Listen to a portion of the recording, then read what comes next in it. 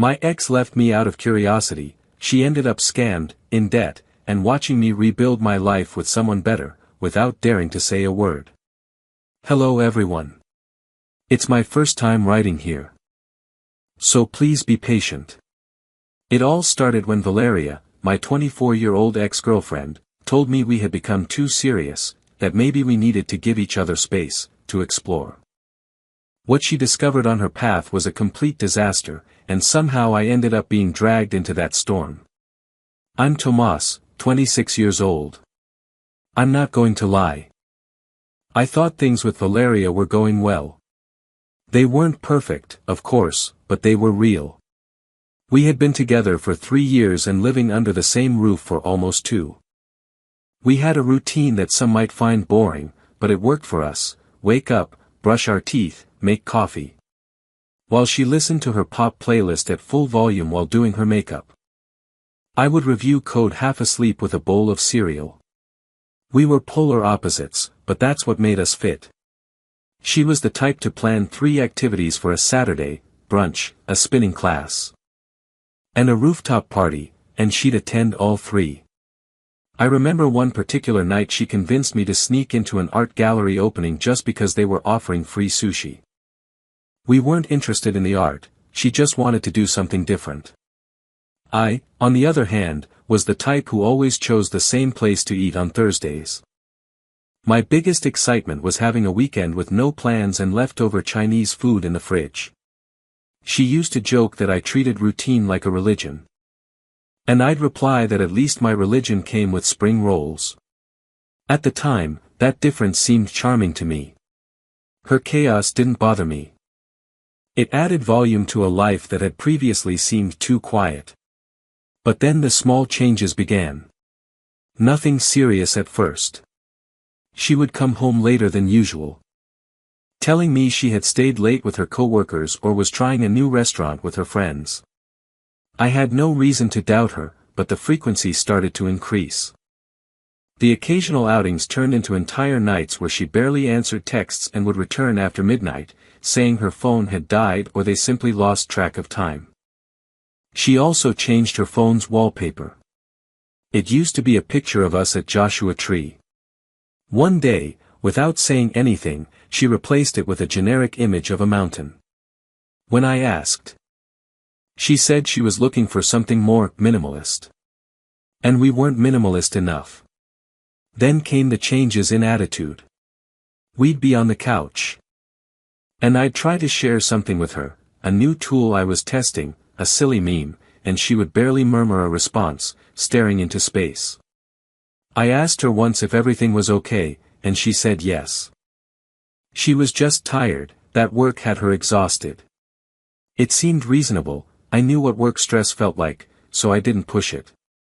But she started making strange comments like, "Don't you feel like we've gotten too comfortable?" Or, "Sometimes I feel like we're just roommates."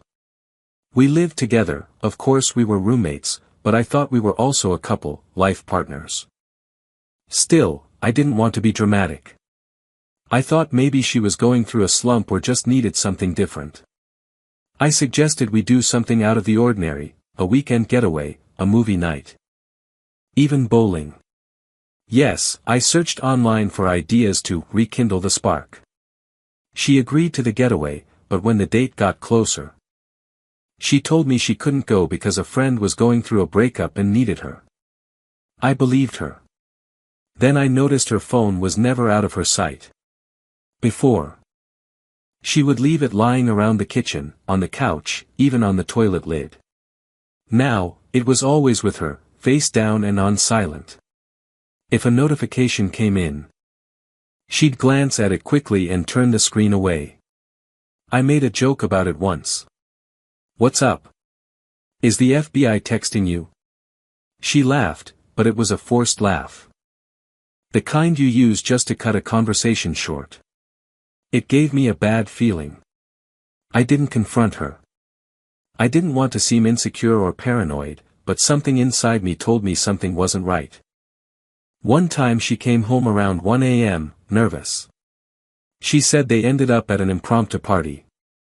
I offered to heat up something for her to eat, and she just shook her head and got in the shower. That night, my gut was already screaming, but I was still trying to stay calm. I kept telling myself that relationships have ups and downs, that it was normal. I was wrong, but we'll get to that. The final straw came on an ordinary night. I had had a good day. I had solved a technical problem that had been bugging us at work for weeks. I came home earlier than usual. I prepared our favorite dinner. Nothing fancy, but made with love. I wanted to have a quiet night to reconnect. She arrived at 7. Not a smile, not a wave, not even a reaction to the smell of the food. She just threw her bag on the counter and muttered, "Smells good."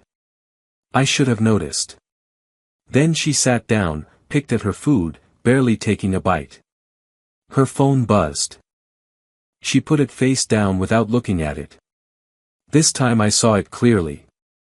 I just watched her in silence. I asked if she was okay. She nodded too quickly. Yeah, just tired. The atmosphere became heavy. As if something was suspended in the air. I didn't say anything. I waited. And just as I suspected, halfway through dinner, she put down her fork, pushed her plate away, and said, "We need to talk." I set down my utensils and leaned back in my chair. "Okay, let's talk." She used that fake tone of concern as if she really cared. She said she had been thinking about a lot of things, about life. About how we met young, about how quickly we moved forward. I didn't interrupt, I just let her talk. She was beating around the bush, repeating that she felt like she had skipped a stage. That she still hadn't found herself, that she needed to discover herself. "Are you talking about us?" I asked. "No, well, a little. Yes. I really love you, but I wonder what else is out there. I feel like we're living like we're 40, work, Netflix, and takeout." And that's when I knew for sure. All this time, I had been her comfort zone while she was looking for something else. My friends have been telling me for a while that I should open myself up to new experiences, that I should go out, meet people, and try different things. I laughed a little when she mentioned it. "So now you want to join this experience club," I said sarcastically. She looked blank, as if she didn't expect me to react that way. "I'm just saying maybe we should take a break. See other people separately, just for a little while, to really know what we want," she added cautiously. I leaned forward without losing my composure. She didn't seem confused. "What do you mean?" "No. I don't believe in breaks. If you want to leave, leave, but don't sugarcoat it like it's a vacation. That's a breakup, not a pause. That's not fair." "It's the truth," I answered bluntly. I saw her expression begin to crumble, as if she was thinking, "Wait, he's not following the script." Maybe she expected me to beg, to cry, or to say some cheesy line like, "I'll wait for you." But she had the wrong guy. She bit her lip. "So that's it? You're just getting rid of me that easily? You're the one who wants to go out and see what's out there. Do you really think I'm going to sit here waiting like a substitute while you're swiping on every app? No, Valeria. If you leave, there's no coming back." She shot up. Visibly annoyed that I wasn't reacting the way she had imagined in her mental breakup rehearsal. "Why are you being so cold?" "Because you're trying to break up without admitting it. If you want to try things with other people, do it, but don't expect me to be available while you complete your exploration tour." Her jaw dropped. "I never said that. You didn't have to." I replied calmly. "You want the adventure without taking the risk. But that's not how this works." She crossed her arms. "God, you're being so dramatic. I'm just trying to be honest about what I feel. It's not like I'm cheating on you. No, you're just pointing out the emergency exits while pretending you're still committed. You can't control me." She snapped, annoyed. "We're not even married. I'm not wearing a ring. I don't owe you a life sentence. I raised an eyebrow. Perfect. Then don't act surprised when I stop playing couple with you. Since you already have one foot out the door. So just because I want to grow, discover what I want, and evolve, you're just breaking up with me. I'm not your safety net, Valeria. If you decide to leave to explore other options, don't expect me to wait around as if I have no dignity. She looked down, frustrated. As if trying to force herself to cry but couldn't connect with the emotion. Her performance was falling apart. I leaned back, calm. Let me ask you something, I said. Is there someone else? That question shook her as if her script had been cut. Her face froze. No, she said immediately, too quickly. Wow. And what is that supposed to say about me? It's not that. There's no one. I just want to experiment a little without feeling this pressure on me. I didn't respond, but her trembling, defensive voice wasn't because of me. It seemed like she was trying to convince herself more than me. Yes, there was clearly someone, maybe not a formal relationship, but someone she was interested in. Someone she wanted to leave a door open for. I nodded. Okay, then it's your decision. You're free to go. She didn't move. She just stood there, blinking, as if her whole plan had fallen apart. As if she wasn't prepared for me to simply accept her leaving without a fight. She expected tears, pleas, a final declaration of love. Instead, I stood up and started clearing the plates. Wait. She said, her voice breaking. You're just letting me go like that. Don't I mean anything to you anymore? I turned to her. You already left. I'm just not going to be left hanging. That shut her up for a moment. She sat back down slowly, as if now trying to adopt the role of the reasonable victim. I thought we would still keep in touch, that we could talk sometimes. Keep the door open. You never know what might happen in the future. That's the thing about doors, Valeria. When you walk out, they close. She looked thoughtful, biting her lip. Then blinked several times before saying, then I'm not leaving. I raised an eyebrow, unfazed. I'm serious, she continued hurriedly. I don't want to lose what we have. I'll stay.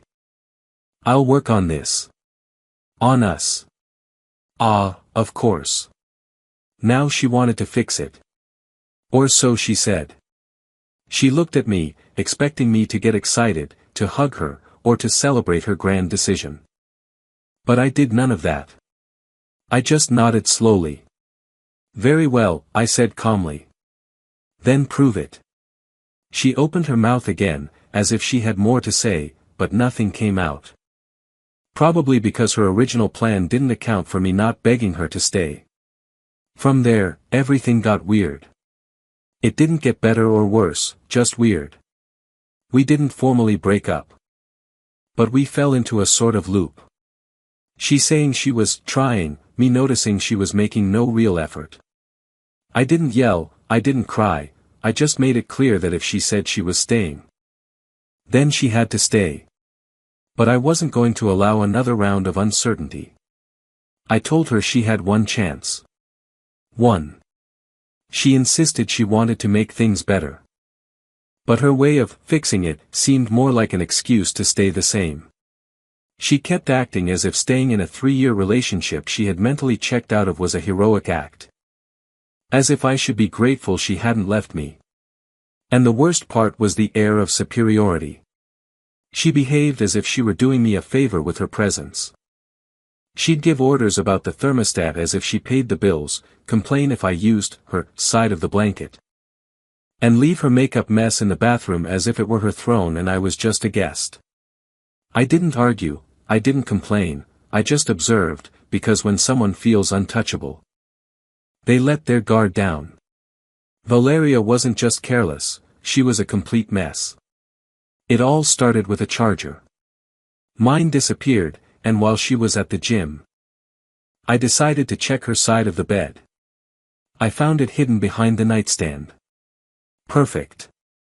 But right next to it, her tablet was still on. I was never looking for proof. I just needed to find my charger. But curiosity is like that persistent noise you can't ignore. When I unlocked the phone, a message lit up the screen: "Can't wait to see you tonight." Sent by someone saved as Eric Salvadiera. Seriously, a cat emoji. As if he was trying to be subtle but playful at the same time. The kind of detail that screams, "I want to hide something." But also feel mischievous. I decided to check the other messages. Yes, I know, invading privacy is wrong. But when someone is living in your house without paying a cent and having romantic conversations at midnight with another guy, ethics take a back seat.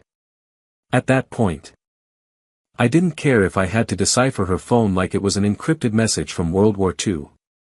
The conversation wasn't long, but what it said was enough to ring in my ears. "Eric. That picture you sent last night, wow. Wish you had stayed longer. Same place next week. Hope the boyfriend doesn't suspect anything." Boyfriend. Present tense. I laughed out loud alone in the room. "The boyfriend doesn't suspect," it said. "Buddy, the boyfriend is looking at your messages while he heats up leftovers in the microwave." I started scrolling up in the history. They had been talking for weeks, flirty messages, private jokes, plans to meet up after the gym, even her writing, "I hate lying. But I need this for myself right now." This wasn't a suspicion of infidelity, it was blatant infidelity, both physical and digital. And the most ridiculous part?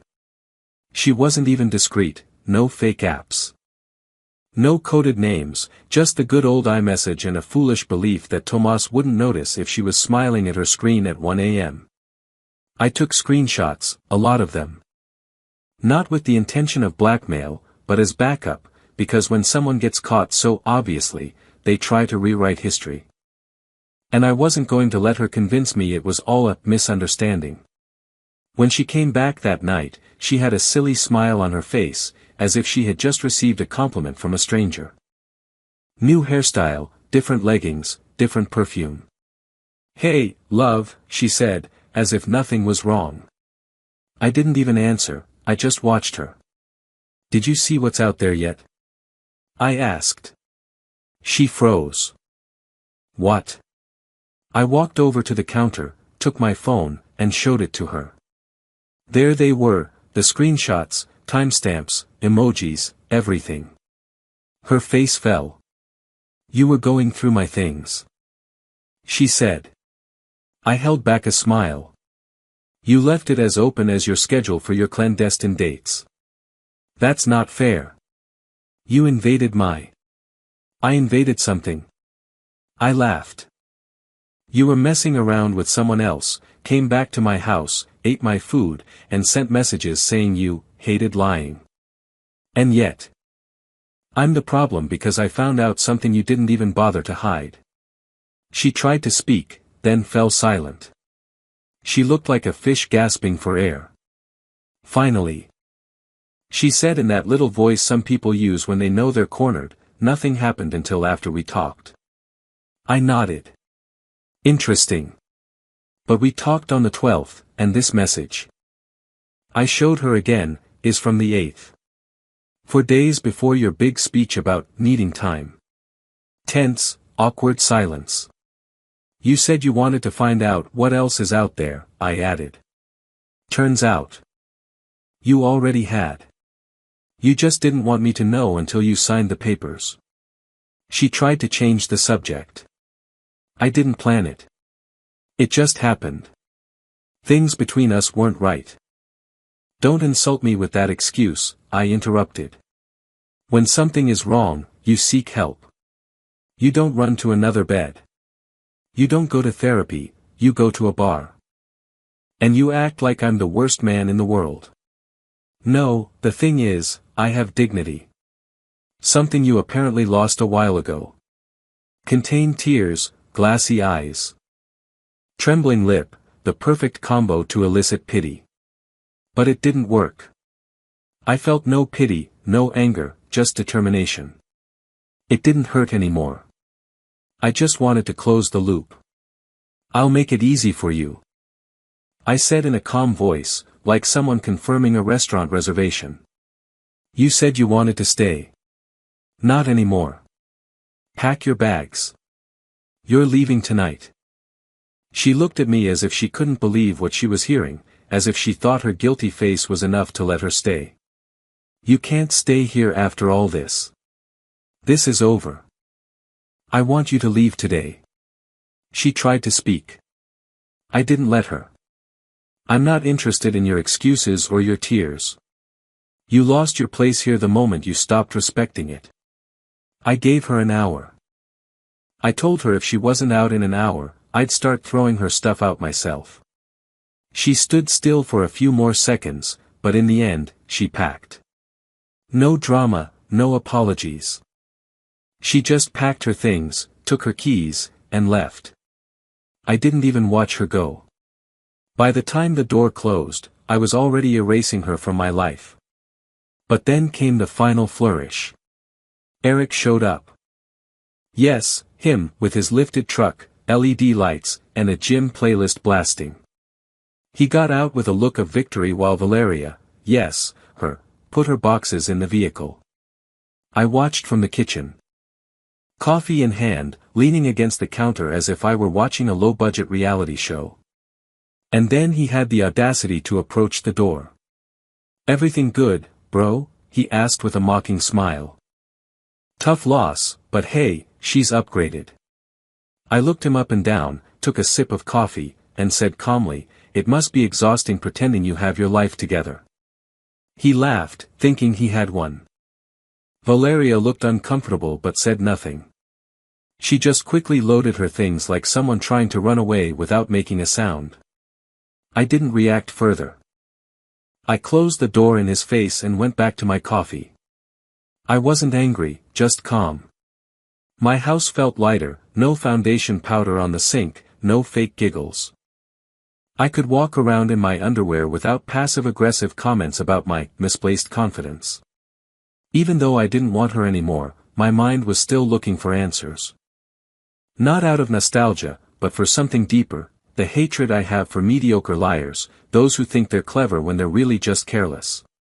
Valeria lied without skill, and Eric, with his cheap gym bro attitude, acting like he'd won a prize, it wasn't curiosity anymore, it was the certainty that I wasn't going to let things go.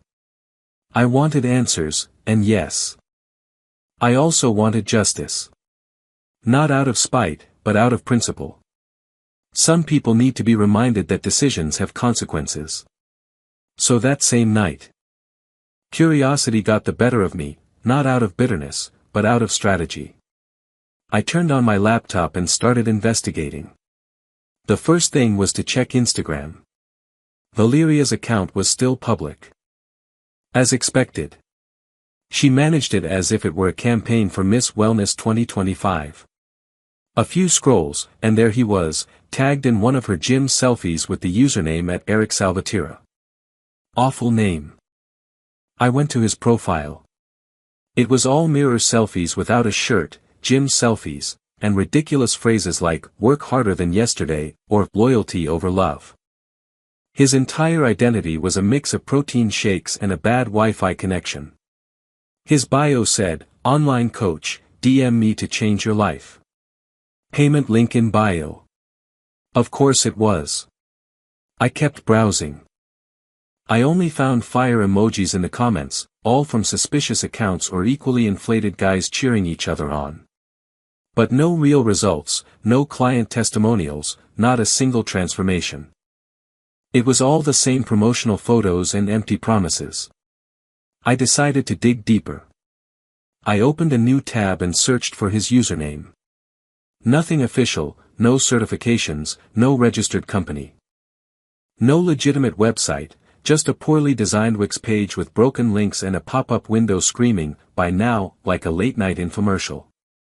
Then I used his full name, which I managed to get from a tagged story Valeria posted as if she wanted to make my job easier. It was something like, post-workout smoothie with Eric Salvatierra. And that's where I discovered his history: fraud, wire fraud, identity theft. He had run a fake fitness coaching scam in at least 2 states. He didn't go to jail, but he was on probation. That's why he had abandoned his real name and was presenting himself as Eric Salvadierra, or just E, as if that would clean his record. I leaned back and let out a laugh so loud it hurt my chest. Valeria had left someone stable with a future for a walking protein shake with a criminal record and a fictitious business. But the story doesn't end there. I found a forum where people shared experiences after being scammed by fake trainers, and there he was. Stories galore. People who paid hundreds of dollars for personalized plans that turned out to be copied PDFs with other people's names. One guy said he paid $300 and received a file that didn't even have his name on it. A girl spent $1,000 on a supposed 12-week program and only got excuses and silence. The most shocking was a post from someone who claimed to be his ex-girlfriend.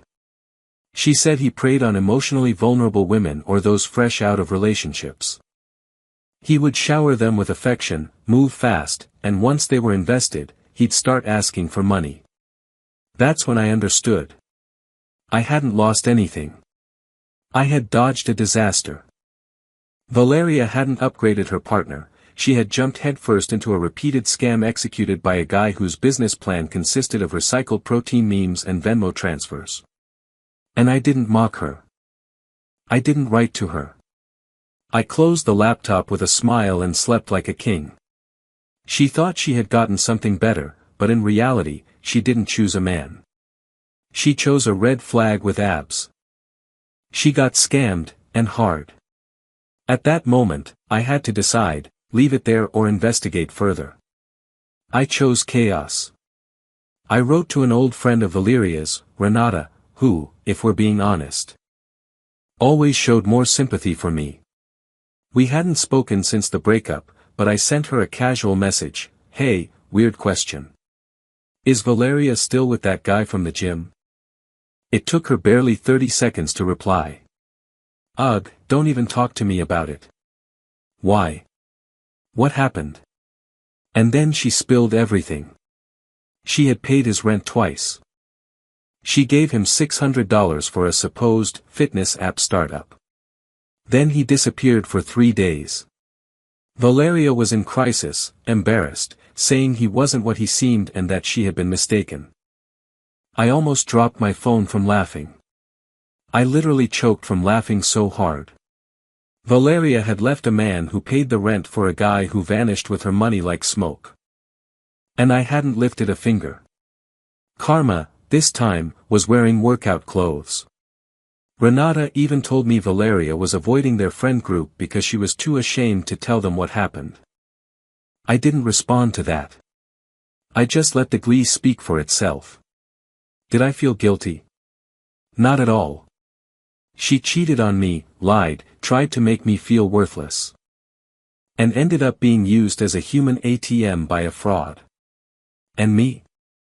I was getting my life back on track at the climbing gym, focused, calm, and free of cat emojis. And Valeria? She wanted to know what else was out there. Well, she found out. I didn't hear from her for weeks. No messages, no reactions on social media, no of those fake casual voice notes, nothing. Absolute silence. I even thought something serious had happened to her, but no, she was just wrong. One Sunday, on my way to the climbing gym, I walked in as usual, greeted the manager, and froze. There she was, Valeria, arguing with the receptionist. She looked distraught, haggard, wearing the same sweatshirt she used to cry in while watching TV series, but this time the tears seemed real. "I just need to talk to him," she was saying, waving her hands as if trying to stop a hurricane. "He told me he would come. He's not answering. Please, just let me go up." The receptionist, calm but firm, said, "Ma'am, you're no longer a member. You can't enter the training area." I paid. I helped him with the app, she shouted. And now it turns out I'm the problem. You let scammers work here. Everyone turned to look, including me. I was by the snack bar, hood up, bottle in hand, watching. And honestly, it was better than I ever could have imagined. I discreetly moved out of her line of sight, leaning against the wall without a word. She was pacing back and forth, clutching her phone as if praying for a divine response. Then she called him on speaker. "Eric, answer. We need to talk. I know you saw my messages. This isn't funny anymore. You said you would launch the app this week. I gave you everything. You said you loved me. Nothing." She called again. Voicemail.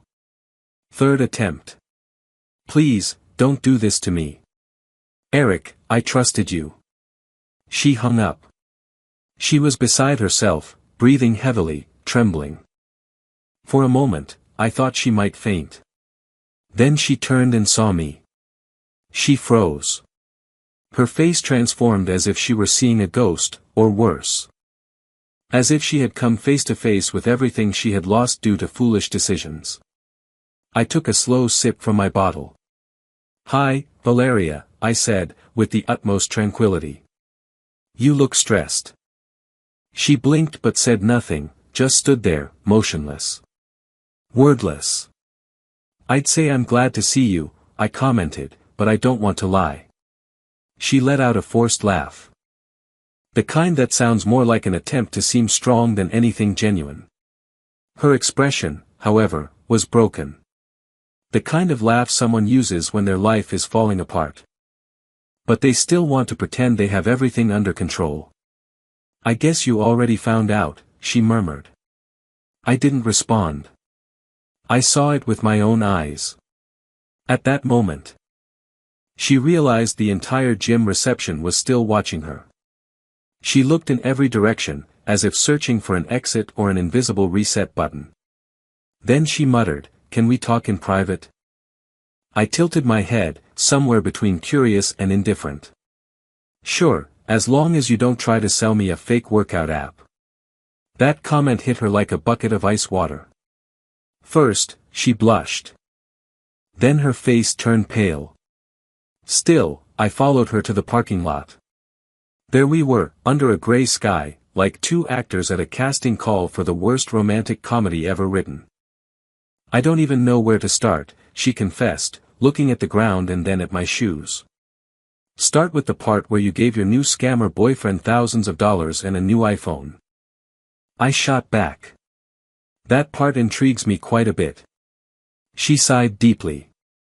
"I thought I was building something real, that he had a vision and I would be part of it. Let me guess. He just needed a little push to get started." She nodded slowly. "I paid for the equipment, I helped him with the rent a couple of times. I gave him my secondary credit card to link to the business account." "What was it? A Wix page and an empty TikTok account?" She didn't answer that. "He told me he loved me," she whispered. "That I was different, that I was the first person who understood him." I watched her without a trace of compassion. "You cheated on me to feel special. And now that you've been used, it doesn't feel so special, does it?" "It wasn't my intention to cheat on you," she replied in a low voice. "But you did," I retorted. "And now you're here, broken inside, broke. And expecting me to comfort you." "I'm not asking you to fix anything," she replied quickly. "It's just that I didn't know who else to turn to." I looked her straight in the eye. "The person you turn to when everything falls apart shouldn't be the same person you destroyed to build what's now in ruins." She said nothing. I, on the other hand, remembered it clearly. "I warned you. No shouting, no threats. I told you calmly, if you leave, it's final. I know. You can't use me as your emotional safety net just because Eric turned out to be a scam with abs." And that was it. No hugs, no fake smiles, no empty promises. Just the truth. She walked back to her car without a single word, slowly, as if gravity weighed more heavily on her than usual. I watched her drive away and thought that was the end of it. Seriously, after Valeria fell apart at the gym, after Eric Salvadierra vanished like a ghost, and she walked out of my life like a deleted file, I thought the storm had passed. But I was wrong. It wasn't over, not even close. It all started with a call. A typical Tuesday during my break at work. I was having the third expensive cup of coffee from the office when my phone vibrated. Unknown number. I was about to ignore it. I wish I had. Hello. Am I speaking with Thomas? A female voice asked. Yes, who's this? This is Detective Morell. I'm calling about a financial matter related to Miss Valeria. Do you have a moment to talk? My mind froze like an old computer. I'm sorry. She didn't take long to explain, in a cold, professional tone. She told me that Valeria had mentioned me in a complaint related to shared financial accounts and online business activities linked to Eric Salvadierra. Yes, I was hearing correctly. Valeria had tried to link me to Eric's scam. Apparently, he had completely disappeared, closed social media, changed his number, left town, vanished. And when she went to the bank to cry about the debts accumulated on her card, she had to justify how certain charges appeared. In the midst of that desperation and her half-truths, she dropped my name. She said I might have collaborated in creating the business page. The reason? Eric had used my old laptop. Yes, the one I gave her when her MacBook stopped working a year ago. I had completely formatted it, but Valeria gave it to Eric when he needed a computer for his startup. He used that machine to build the fake site, handle payments, and send suspicious documents with my username still linked to the administrator account. Now the police thought I was involved. I let out a sarcastic laugh on the phone. Are you telling me you think I'm scamming people by selling fake routines and codes for shakes? The detective did not share my humor. For now, we're just gathering information. It would be helpful if you came in to clarify your involvement. Involvement? My blood was boiling. I told her everything. How I broke up with Valeria, how she started dating Eric. How I discovered the scam. I even mentioned I had screenshots to back it all up. She noted everything down, said they would cross-reference it with what they had. When I hung up, I was furious. She had really dragged me into this. It wasn't enough for her to cheat, it wasn't enough to lie, it wasn't enough to destroy her own life, she also tried to ruin mine. And why? Because I wasn't her savior. Because I wasn't there to rescue her when she fell into the mess she created herself. So I did the only thing I knew how to do well, I got ahead of it. I printed everything, the messages, the screenshots, the app download receipts, the laptop serial number with the receipt proving I gave it to her. Then I scheduled a meeting with a lawyer. Not out of fear, but because I knew the pattern of people like Valeria perfectly. They cause chaos, play the victim when it all backfires, and then try to drag anyone who didn't buy into their narrative down with them. I filed for legal protection to cover myself if any other problems related to this whole mess arose. I thought I had finally managed to get away from the chaos, but life had one last ridiculous scene in store for me. 3 weeks later, I ran into Valeria's mother at the supermarket. Yes. Her mother, the same one who faked smiles when I was dating her daughter but never hit her "you're not good enough for her" attitude. And that day, she didn't even pretend. She appeared like a storm near the frozen food section, as if she was about to file a complaint with the manager. Well, look who it is, she snapped with contempt. I blinked. Hello to you too. You ruined her life, she spat, crossing her arms as if she owned the place. She's miserable, she lost her job, she's in debt, and now she's under investigation. All because of you. I tilted my head. Because of me? Or because she decided to throw money at a scammer with the intelligence of a cereal bar and use stolen cards as if she were playing Monopoly? You set her up for all of it, she said, pointing a finger at me as if expecting me to back down. You always hated seeing her happy. You wanted her to fail without you. I let out a short laugh. Ma'am, your daughter ruined everything all by herself. I didn't tell her to cheat on me. I didn't push her to finance this Eric Salvador character. She did all of that with full access to the internet and the ability to make her own decisions. She needed support, she shouted, agitated. You knew what kind of person that Eric was. And you didn't protect her. Protect her? I retorted. She wasn't kidnapped. She jumped in headfirst. I pointed out the red flags, and she hung them up like curtains. She trusted you. She yelled, raising her voice so much that a few people started watching from the ice cream aisle. She trusted me. She lied to me, cheated on me. And then tried to make me look like the bad guy when her fitness idol turned out to be a fraud with a record. And you want me to save her skin? Her eyes filled with theatrical tears. She hasn't eaten in days. She cries all the time. Do you even care? I looked at her, unflinching. No. She gasped as if I had kicked her reusable grocery bag. You know what? I added. Walking past her. Go cry in the pasta aisle, but don't come here blaming me as if I owe your daughter a Netflix scripted redemption. She chose that path. I'm not cleaning up that mess. And I walked away, leaving her there with a cart full of frozen meals and that, I want to speak to the manager, energy crumbling into regret. Weeks later, I met someone. Nothing flashy, zero drama. No influencer poses or usernames with emojis. Her name was Clara. We met at the climbing gym.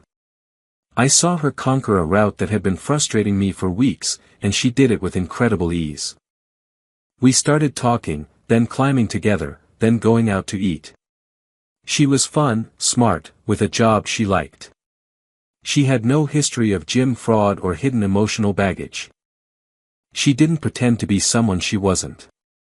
She didn't try to be the ideal girl. She was just herself. And after everything I had been through, that was enough. I discovered I didn't need extreme excitement. Sometimes peace, sincerity, and an excellent climbing partner were the real ascent. Valeria, of course, found out. I don't know how, maybe someone tagged Clara in a photo, or her gym fan club whispered something to her. It doesn't matter. 2 days after I made my relationship with Clara official, I received a message, so you've already replaced me. That was fast. I didn't even open it completely. I swiped it away like spam. Then came the passive-aggressive Instagram story. Black background. White letters, how easy it is to replace when you were never anything. Followed by a sad face selfie and a Lana Del Rey song. Then she contacted one of my friends to tell him I had always been emotionally distant, and that Clara would soon discover who I really was. And since she couldn't help herself. She also wrote directly to Clara, a pathetic, just wanted to warn you, with vague phrases like, he shuts down emotionally, and, I hope he's not just using you to get over me. Clara read the message to me while we were eating Chinese food on the couch. Then she laughed so hard she almost dropped her spring roll. The same one who went into debt trusting a muscle-bound guy from A. She laughed. Don't worry, I'll survive. I thought that would be the end of it. I was wrong. 3 days later. Valeria showed up at my apartment door. I heard the banging before I got there. Loud bangs, as if they were coming to raid the place. I opened the door just a crack, and there she was. Drunk.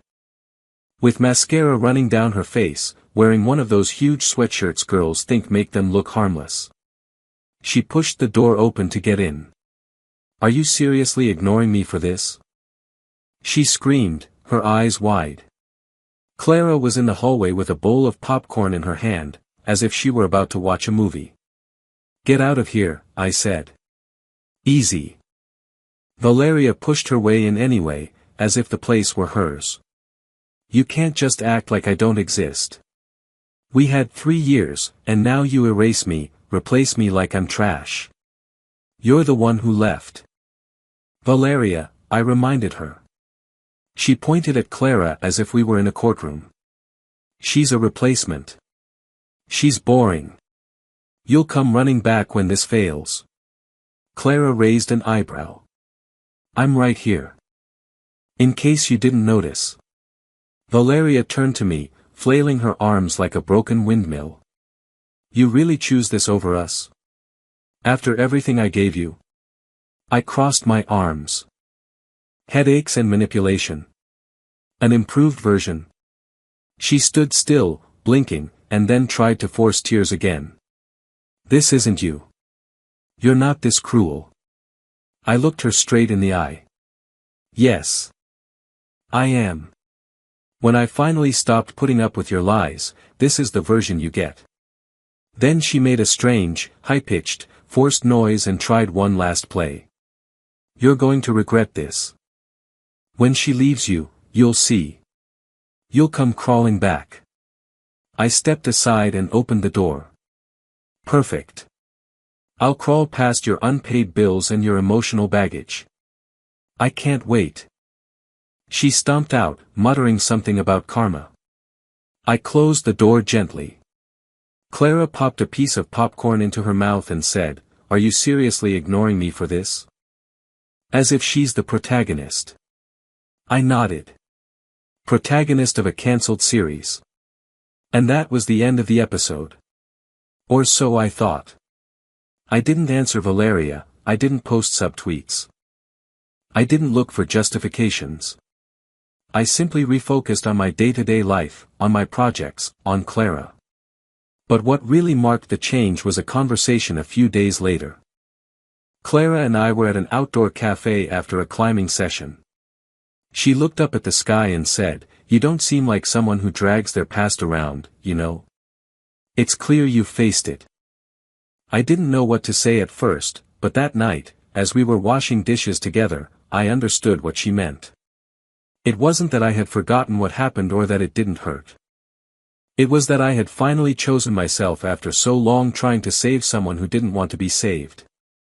There was no revenge, no grand closing speech, just peace. And that, honestly, was the best way to end that story, not with screams or regrets, but with silence and with someone by my side who didn't need me to break for her to feel complete.